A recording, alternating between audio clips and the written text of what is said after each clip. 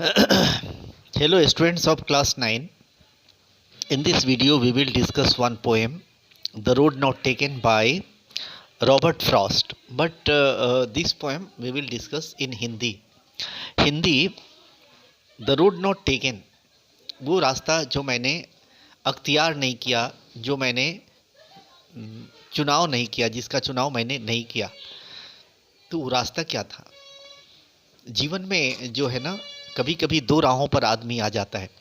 Higher secondary के बाद में आपको दो ऑप्शन मिलते हैं, एक इंजीनियर बनने का या डॉक्टर बनने का। आप पहले से ही मैथ लेके पढ़ते हो या बायोलॉजी लेके पढ़ते हो।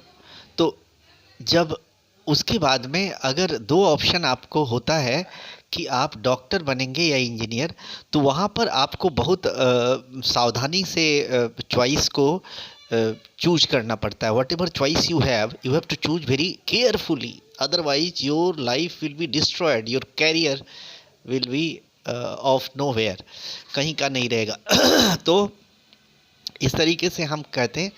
तो यहाँ पर रॉबर्ट फ्रॉस्ट साहब ने ये दर्शाया है कि कैसे चॉइस हमको किस तरह की चॉइस को चुनना चाहिए, किस तरह के चॉइस को अपनाना चाहिए।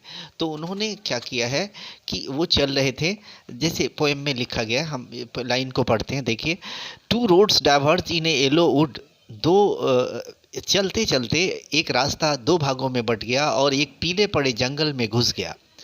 और sorry I couldn't travel both, खेद है मैं दोनों रास्तों पर एक साथ ट्रेवल नहीं कर सकता, यात्रा नहीं कर सकता।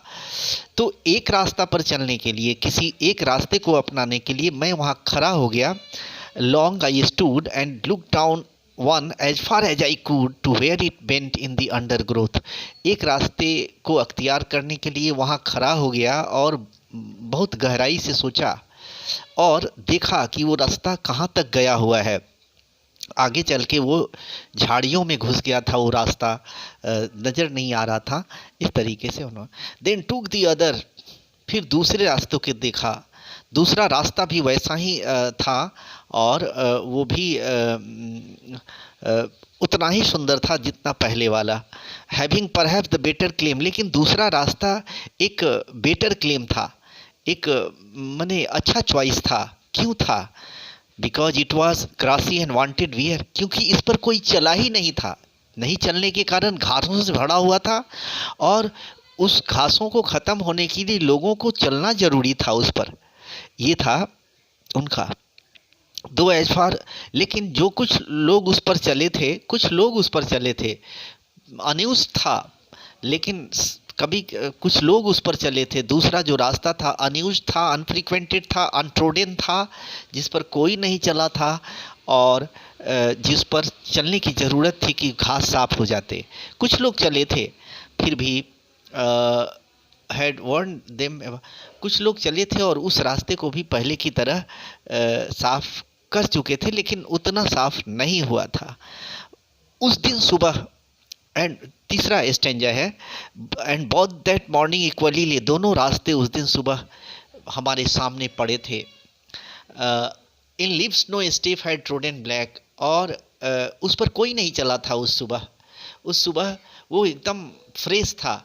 इसका प्रमाण था कि अगर उन रास्तों पर कोई चला होता तो उस पर जो पत्ते गिरे हुए थे, रास्ते पर जो पत्ते पड़े हुए थे, उस पर पैर उनका पड़ा होता और उनके पैर पड़ने से वो पत्ते थोड़े थोड़े काले हो जाते। आपको पता है, जब आप ओस परे किसी पत्ते पर पैर रख देते हैं तो थोड़ा ब्लैकिश हो जाता है, कुछ देर के बाद थोड़ा ब्लैकिश हो जाता है। वही ये कह रहे हैं कि उस दिन सुबह उस रास्ते पर कोई नहीं चला था और इसका प्रमाण था कि दोनों उस पर पत्ते जो है काले नहीं होते। तो उन्होंने पहले वाले रोड को, जिस पर लोग चले थे, उसको बोला कि कभी दूसरे दिन आके इस पर चलेंगे, और दूसरे वाले रोड को सेलेक्ट किया because it was grassy and covered with grass and it needed people to move on for the removal of the grass. तो लेकिन इन्होंने सोचा कि पहले रास्ते पर चलते हैं और दूसरे रास्ते पर पहले रास्ते को छोड़ करके दूसरे रास्ते पर इन्होंने चलना स्वीकार किया और सोचा कि पहले रास्ते पर फिर कभी आके चलेंगे। लेकिन इनको डाउट हुआ क्या वो कभी वापस आएंगे और उस पहले रास्ते पर चल पाएंगे? क्योंकि आप जानते हैं कि अगर आप डॉक्टर बनना चाहेंगे और मेडिकल में एडमिशन ले लेंगे, तो फिर मेडिकल से वापस आके मेडिकल करके मेडिकल कंप्लीट करने के बाद में आप वापस आके इंजीनियरिंग नहीं कर सकते।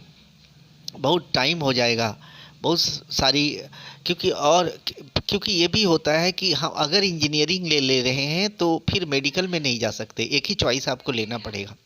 कभी कभी ऐसा होता है कि हमारे विकास का द्वार हम जिस एक रास्ते पर चलते हैं उसी में खुलता है। आप एमबीबीएस करेंगे, एफआरसीएस करेंगे, उसमें आगे बढ़ेंगे, लेकिन वहाँ से आके फिर इंजीनियरिंग करेंगे ऐसा संभव नहीं होगा। इसलिए डाउट होता है इनको कि क्या मैं वापस आ पाऊँगा। I shall be telling this with a sigh. और अंत में कहते हैं कि मैं जीवन के अंतिम पड़ाव में युग युग के बाद ये आहें भर के कहता रहूँगा कि मैंने टू रोड्स डाइवर्स की, दो रास्ते हमारे सामने थे और मैंने उस रास्ते को चुना जिस पर कम लोग चले थे और इसलिए मुझे सफलता मिली। तो आहें भरता है लंबी सांस लेके साई, SIGH का मतलब होता है आहें भरना, टू टेक लॉन्ग ब्रीथ।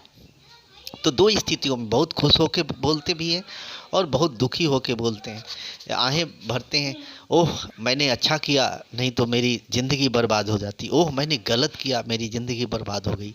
ऐसी स्थिति आएगी और वो कहते रहेंगे कि हमने अच्छा किया कि हमने इस रास्ते को चुना और हम सक्सेस हो गए। तो मैं समझता हूँ आपको ये याद हो जाएगा, आप ये समझ जाएंगे। इंग्लिश में भी दे दिया है, हिंदी में भी दे दिया है। Thank you, have a nice time. Class 9 सेवा, थैंक यू।